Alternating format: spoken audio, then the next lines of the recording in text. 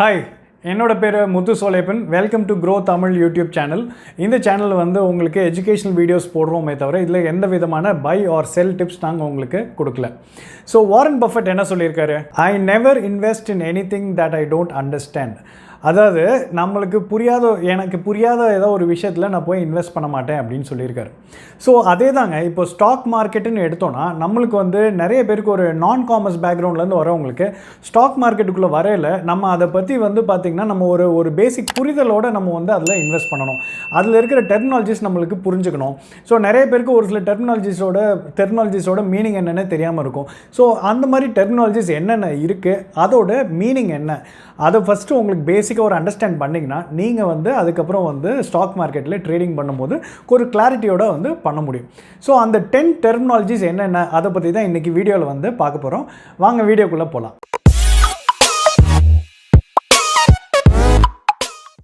First வந்து பார்த்திங்கன்னா stock exchange. So stock exchanging போது இந்தியாவில் வந்து நிறைய ஸ்டாக் எக்ஸ்சேஞ்ச் இருக்குது. அதில் வந்து பிஎஸ்சி என்எஸ்சி அப்படிங்கிறது வந்து ரொம்ப ஃபேமஸான ஸ்டாக் எக்ஸ்சேஞ்ச். பிஎஸ்சினா பாம்பே ஸ்டாக் எக்ஸ்சேஞ்ச், என்எஸ்சினா நேஷ்னல் ஸ்டாக் எக்ஸ்சேஞ்ச். இதுதான் வந்து பார்த்திங்கன்னா வந்து பிரிட்டி ஓல்ட் அண்ட் வெரி ஃபேமஸான ஸ்டாக் எக்ஸ்சேஞ்ச், பெரிய எக்ஸ்சேஞ்சும் கூட. ஸோ இந்த ஸ்டாக் எக்ஸ்சேஞ்சுங்கிறது என்னென்னா, இந்த இடத்துல தான் வந்து பார்த்திங்கன்னா ஒரு பையர் ஒரு செல்லர் ரெண்டு பேரும் வந்து மீட் பண்ணுற ஒரு இடமா வந்து இது ஒரு பிளாட்ஃபார்மாக வந்து அமைஞ்சிருக்கு. ஸோ இந்த ஸ்டாக் எக்ஸ்சேஞ்சில் கிட்டத்தட்ட வந்து ஒரு 5000 கம்பெனி வந்து லிஸ்டட் கம்பெனிஸ் வந்து லிஸ்ட்டாக இருக்கும். இந்த 5000 கம்பெனியில் வந்து எந்த கம்பெனி வேணாலும் நம்ம போய் அதனுடைய ஷேரை வந்து வாங்கலாம் இல்லை விற்கலாம். இதுதான் வந்து ஸ்டாக் எக்ஸ்சேஞ்சில் நடக்கக்கூடிய ஒரு வேலை. ரெண்டாவது வந்து ஸ்டாக் புரோக்கர். ஸோ இந்த ஸ்டாக் புரோக்கர்னால் யாருன்னா, நம்ம இப்போ ஸ்டாக் எக்ஸ்சேஞ்ச் பார்த்தோம். ஸ்டாக் எக்ஸ்சேஞ்சில் வாங்கலாம் விற்கலாம் ஒரு கம்பெனியோட ஷேரை, ஸோ லிஸ்டட் கம்பெனியோட ஷேரை. இதை நீங்களே போய் டைரெக்டாக வாங்க முடியுமா? முடியாது. அதுக்கு வந்து பார்த்திங்கன்னா வந்து ஒரு ஸ்டாக் புரோக்கர்னு ஒருத்தர் தேவை. அவர் மூலிமா தான் வந்து நம்ம வந்து ஒரு ஸ்டாக் வாங்கவோ இல்லை விற்கவோ வந்து முடியும். இந்த சர்வீஸ் பண்ணுறதுக்கு வந்து பார்த்திங்கன்னா வந்து அந்த ஸ்டாக் புரோக்கருங்கிறது வந்து ஒரு ஃபீஸ் சார்ஜ் பண்ணுவார். அதை தான் வந்து புரோக்கரேஜ் அப்படின்னு சொல்கிறோம். ஸோ அந்த புரோக்கரேஜ் சார்ஜஸ் வந்து நம்ம பே பண்ணணும் அவங்களுக்கு, வாங்கினாலும் சரி விற்றாலும் சரி. க்ரோவும் வந்து பார்த்திங்கன்னா ஒரு ஸ்டாக் புரோக்கரேஜ் ஃபார்ம் மாதிரி தான். க்ரோ வந்து ஒரு பிளாட்ஃபார்ம் க்ரியேட் பண்ணி அது மூலிமா அந்த ஷேரை வாங்குறதுக்கு விற்கிறதுக்கு வந்து அவங்க இது பண்ணுறாங்க. அது மட்டும் இல்லாமல் டிமேட் அண்ட் ட்ரேடிங் அக்கௌண்ட்டும் வந்து சர்வீசஸும் வந்து பண்ணி கொடுக்குறாங்க க்ரோவில். மூணாவது வந்து பார்த்திங்கன்னா டிமேட் அண்ட் ட்ரேடிங் அக்கௌண்ட்.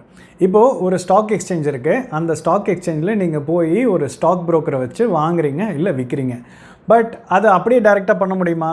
முடியாது. நீங்கள் வந்து அதுக்கு ஒரு டிமேட் அக்கௌண்ட் ஓப்பன் பண்ணால் தான் நீங்கள் வாங்குகிற ஸ்டாக்கை வந்து ஸ்டோர் பண்ணி வைக்கிறதுக்கு ஒரு இடம். இல்லை நீங்கள் விற்கணுன்னா அந்த டிமேட் அக்கௌண்ட்லாம் அந்த ஸ்டாக்கு வெளியே போகும். ஸோ இது வந்து எப்படின்னா ஒரு டிஜிட்டல் வாலெட் மாதிரின்னு வச்சுக்கோங்களேன். ஸோ நீங்கள் வந்து இந்த டிமேட் அக்கௌண்ட்டில் தான் வந்து நீங்கள் வாங்குகிற ஸ்டாக்கோ இல்லை விற்கிற ஸ்டாக்கோ எல்லாமே வந்து பார்த்திங்கன்னா இந்த இது எல்லாமே வந்து வாங்குகிற ஸ்டாக்கோ உங்களோட ஸ்டாக் எல்லாமே வந்து அந்த ஒரு இடத்துல தான் வந்து ஸ்டோர் பண்ணி வச்சுருப்பாங்க. இது வந்து உங்களோட பேங்க் அக்கௌண்ட்டில் எப்படி நீங்கள் உங்கள் பணத்தை ஸ்டோர் பண்ணுறீங்களோ அந்த மாதிரி வந்து டிமேட் அக்கௌண்ட்டில் ஸ்டோர் பண்ணுவாங்க. ஸோ நீங்கள் எந்த ஒரு இதுவும் வந்து நீங்கள் ஒரு ட்ரேடிங் ஸ்டார்ட் பண்ணணும்னாலே நீங்கள் ஃபஸ்ட்டு வந்து ஒரு டிமேட் அக்கௌண்ட் வந்து உங்களை ஒரு ஸ்டாக் புரோக்கர் ஓப்பன் பண்ண சொல்லுவார். ஸோ அந்த ஓப்பன் பண்ண உங்கள் பேரில் அந்த டிமேட் அக்கௌண்ட் ஓப்பன் பண்ணாலும் உங்களுக்கு ஒரு 16 டிஜிட் டிமேட் அக்கௌண்ட் நம்பர் கொடுப்பாங்க.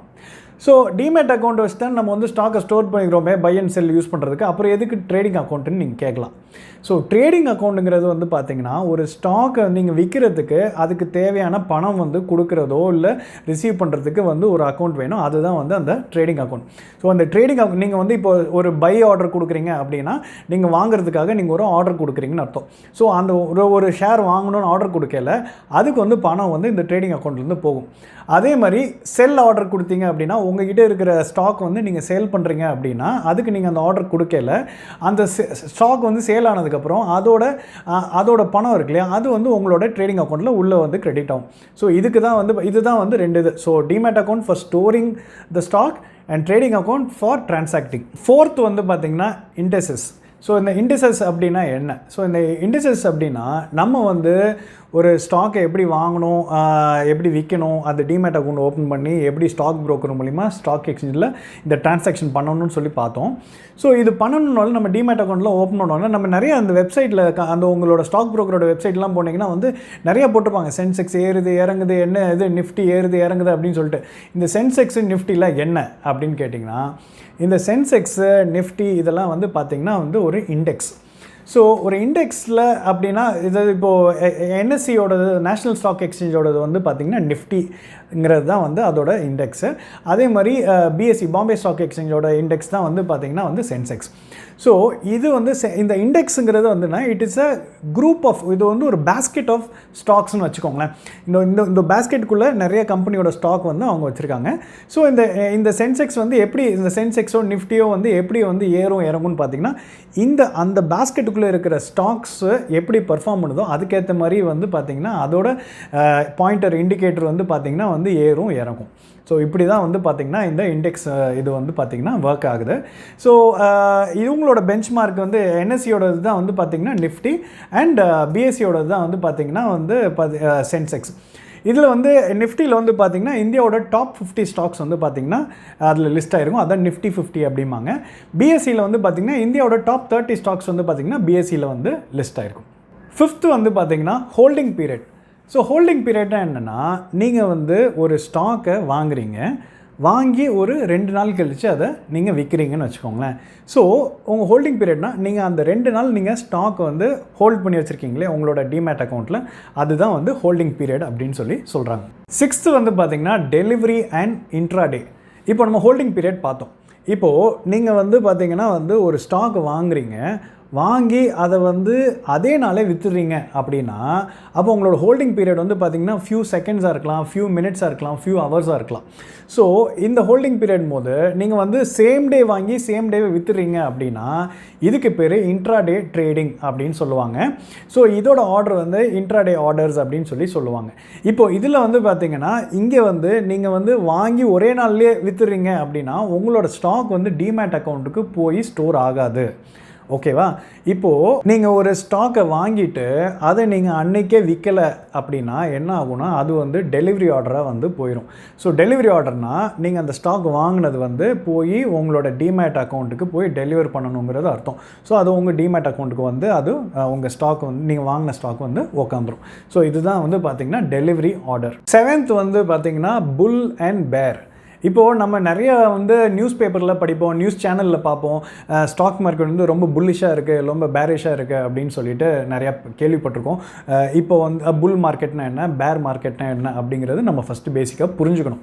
சரி, இப்போ புல் மார்க்கெட் அப்படின்னா என்ன மீனிங் அப்படின்னா நீங்கள் வாங்கியிருக்க ஸ்டாக் அந்த பர்டிகுலர் ஸ்டாக்கு இல்லை அந்த பர்டிகுலர் மார்க்கெட் வந்து புல் மார்க்கெட்டாக இருக்குது அப்படின்னா அதோட செக்யூரிட்டிஸோட வேல்யூ வந்து ஏறிக்கிட்டு இருக்குது அப்படின்னு அர்த்தம், இல்லை ஏற போகுது அப்படின்னு சொல்லிட்டு அர்த்தம்.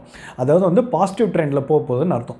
இதே பேர் மார்க்கெட் அப்படின்னா அந்த ஸ்டாக் வந்து பார்த்திங்கன்னா வந்து அந்த ஸ்டாக்கோ இல்லை அந்த மார்க்கெட்டில் இருக்கக்கூடிய ஸ்டாக்ஸோ ட்ரேட் ஆகிட்டு இருக்க ஸ்டாக்ஸோ வந்து பார்த்திங்கன்னா இறங்கிட்டு இருக்கு அப்படின்னு அர்த்தம். அதோட வேல்யூ இல்லை இறங்க போகுது அப்படிங்கிறதுக்கு அர்த்தம். அதாவது வந்து அது வந்து நெகட்டிவான ஒரு இம்பேக்ட், அதாவது ஸ்டாக் ப்ரைஸஸ்லாம் வந்து விழப்போகுது அப்படிங்கிறது தானே அதோட மீனிங். ஸோ இதுதான் வந்து பார்த்திங்கன்னா புல் மார்க்கெட் அண்ட் பேர் மார்க்கெட். பட் நீங்கள் கேட்கலாம் எதுக்கு ஏன்டா புல்லு பேருன்னு சொல்லி பேர் வச்சுருக்கானுங்க அப்படின்னு சொல்லிட்டு.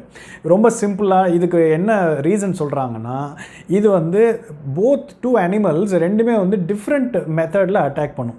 ஸோ புல்லுங்கிறது வந்து பார்த்திங்கன்னா கீழே பாட்டம்லேருந்து டாப் வரைக்கும் போய் ஒருத்தரை போய் அட்டாக் பண்ணும்.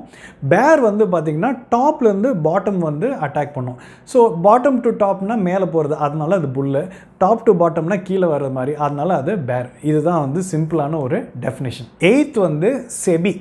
செபினா என்ன? இப்போது நம்ம பார்த்தோம் அந்த ஸ்டாக் எக்ஸ்சேஞ்சில் 5000 கம்பெனிக்கு மேலே லிஸ்ட் ஆகிருக்கு, இவ்வளோ நிறைய பேர் கோடிக்கணக்கில் வந்து டிரான்சாக்ஷன் பண்ணுறாங்க. அப்படிங்கும்போது இதை வந்து ஒரு கவர்மெண்ட் பாடி வந்து இதை கரெக்டாக வந்து பார்த்துக்கிட்டே இருக்கணும். இதில் ஏதாவது மேனிப்புலேஷன் நடக்குதா, இல்லை ஏதாவது ஃபோர்ஜரி நடக்குதா, ஏதாவது தப்பு நடக்குதா, இல்லை தேவையில்லாமல் ஏதாவது மேனிப்புலேட் பண்ணிகிட்டு இருக்காங்களா, இது எல்லாத்தையும் கண்காணிச்சிக்கிட்டே இருக்கணும். அதுக்கு வந்து அப்பாயிண்ட் பண்ண போர்டு தான் வந்து SEBI. So SEBI stands for security exchange board of India.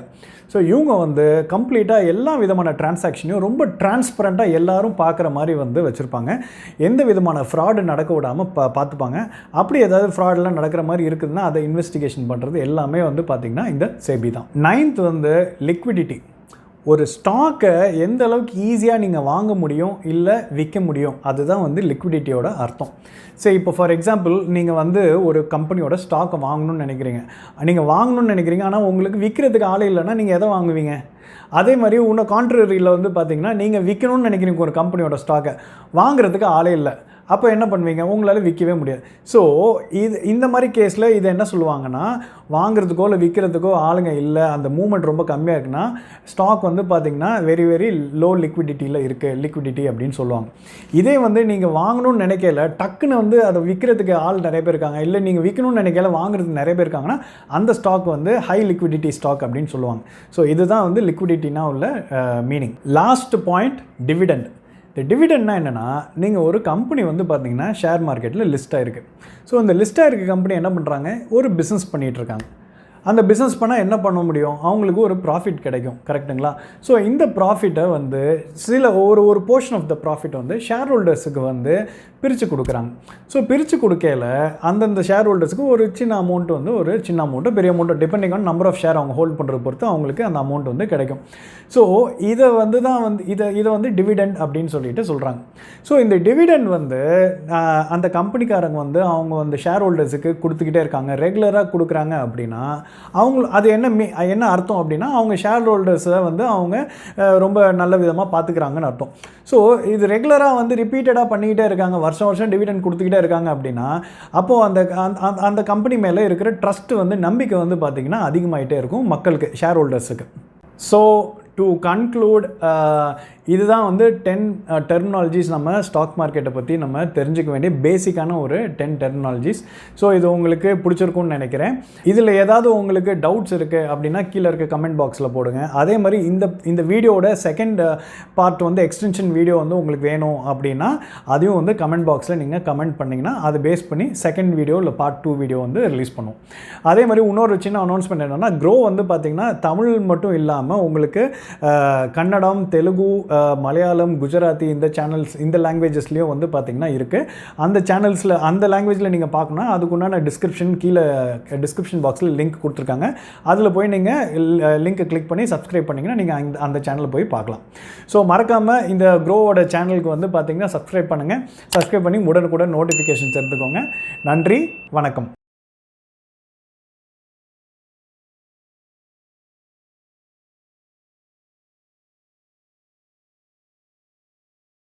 Investment in securities market are subject to market risks. Read all the related documents carefully before investing. Please read the risk disclosure documents carefully before investing in equity shares, derivatives, mutual fund, and or other instruments traded on the stock exchanges.